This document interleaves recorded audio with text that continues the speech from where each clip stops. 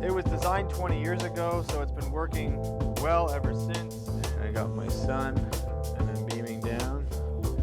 I'm getting a lot louder and louder, and the second I take that filter out, it's almost like a breath of fresh air, right? So,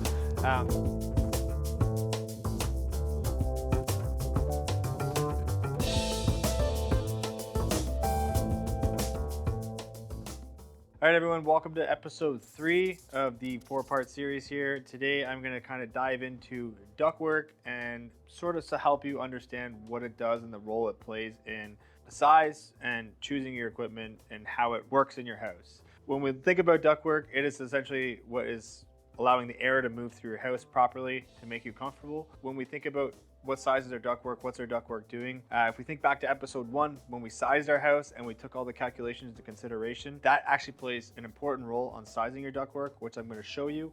And it also plays a really important role on the equipment you choose based on its specifications. So if you choose a piece of equipment, but your ductwork's not big enough, it can really impact the comfort level in your house. So it could impact how loud the furnace is going to be, how much air flows through your house, how little air flows through your house. So let's dive into a couple key points here to understand what we're really looking at. So if we look at our ductwork, we're going to have 2 main trunks. So if this is my furnace here, and everyone can see this in their basement, I'm going to have this trunk off of here, and I'm going to have this trunk here.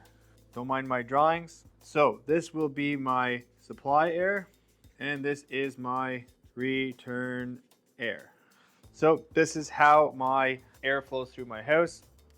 So we have hot air coming out and cooler air coming back.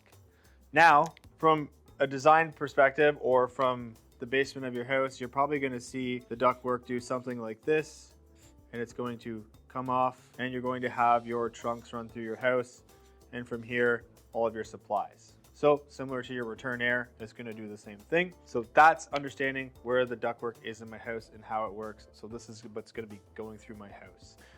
We jump over here, and just a few more key points I want to bring up. And this is really important. So in Ottawa, especially in the older homes, you had, if this is my second floor and this is my main floor, you'll see a lot of times where we had the supply airs come off of here, which would blow air out this way. And then you'd have a supply air directly below it on the wall that would blow air out this way. And really all it was they actually cut into the chase of the studs and they just lined that with ductwork to run all the way upstairs. So this one piece of ductwork with no direction is giving you heating and cooling here and heating and cooling here, which typically leaves that the upstairs is extremely hot because we don't have actually any return air to help circulate that. If I have one supply air and no return air, I'm essentially blowing in hot or cold air into a room and it's not really doing anything. So if we think about our summer season and I have my sun here and it's beaming in on this window and I'm getting a lot of solar gain, I'm blowing cold air at this, and as we know, heat doesn't rise, heat adapts to cold air. So what's happening is I'm shooting my air into here, and that sun is immediately engulfing that cold air, which is just heating that air up, and there's nowhere for it to go. So honestly, simply by me adding a return air on the opposite side of that room, whether you have it on the floor or in the ceiling, I'm now gonna circulate that air, and it's gonna pull that hot air into my return, and that's why we call it the air conditioner. It's not actually just blowing cold air at you, it's conditioning the air. And the way it conditions the air is by having proper circulation with your ductwork.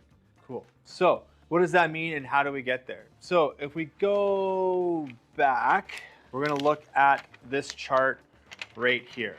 So we know that I made these plans, and you're gonna see these plans, especially if you get an HVAC plan, it's gonna have your ductwork going through here.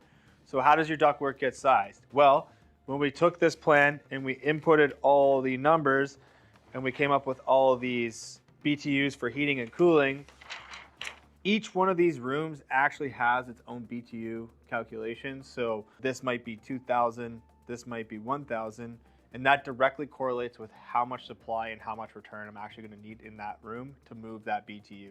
So obviously a room with more windows or bigger windows, depending on where they're facing, maybe less insulation, I'm probably gonna need more ductwork in that area versus this area. So a really important thing to think about too is I have got my garage here, which is typically into the outdoor elements, and then I've got my bedroom. Yes, my furnace is here, so it's kind of smack dab metal, but what I find the biggest complaint is the bedroom here above the garage is typically the coldest. Maybe the insulation in the garage in the ceiling wasn't good enough, because the only way for me to really get ductwork in this room is to run up the walls and through the garage to get it towards where the windows are. And same with the return airs. So we have to figure out, are we going to need extra insulation on that ductwork to keep it warm, and or are we going to have enough insulation in that garage to keep that ductwork warm when we're running through here? So those are some of the small issues you're going to see. Alrighty, so let's have a look at what this means when I'm choosing my equipment. One, we know it's important to size the ductwork according to my load calculation, but when I've chosen my equipment, is it going to affect the ductwork that I have currently? Is it going to create noise? Is it going to create comfort issues? So understanding that is also very important. So if I take my furnace and I have my supply air, and it was designed 20 years ago. It was designed 20 years ago, so it's been working well ever since, and maybe it's a smaller size of ductwork. Once I upgrade to my new furnace, what happens is my old furnace, let's say it runs at 950 CFM, which is cubic feet per minute, which is how we measure the airflow through the ductwork. And let's say we switch to our new furnace, okay? So our new furnace now has to operate on the high stage at 1267 CFM. So what's that gonna do? One, it's gonna create loud ductwork. It's gonna also create overheating issues. And it's also gonna create issues on your return air, because if you like to have the really nice filters, those are way too restrictive, and they're actually going to cause way more issues with this.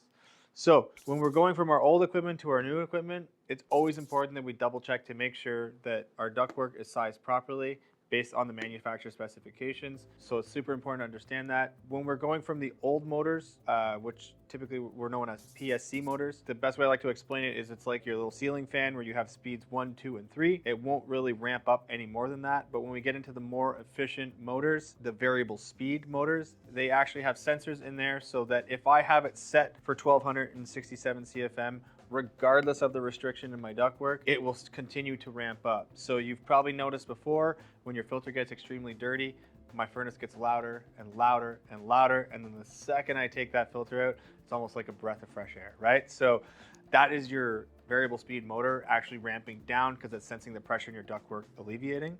So again, really important to understand how your ductwork affects your system and why it's important to make sure that that system is going to work with this, especially if we're getting into heat pumps and full electric systems. They are way more sensitive than your standard traditional gas furnace. These guys you can throw through quite a beating when it comes to ductwork, but with heat pumps and full electric systems, if your ductwork is not sized properly, or because my furnace is 60,000 BTUs, I want to use a 5-ton heat pump because it's 60,000 BTUs, it can take on the full load of my house. It won't work like that because that heat pump requires way more CFM than that 60,000 BTU furnace. So your ductwork would have to be completely changed. So we'd have to do a full redesign to make that heat pump work for your house.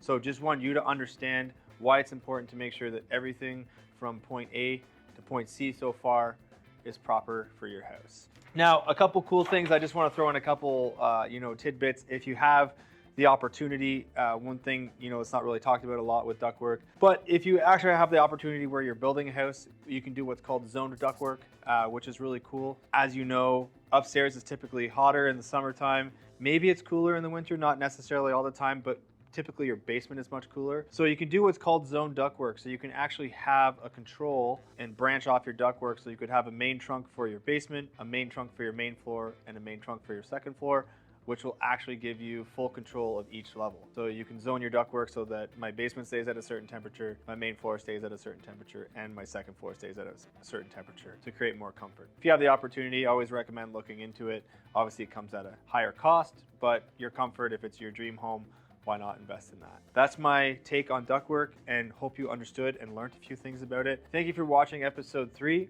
Stay tuned for episode 4. And again, please like and subscribe and share with your friends if they have any questions. Please leave them in the comments. Thank you.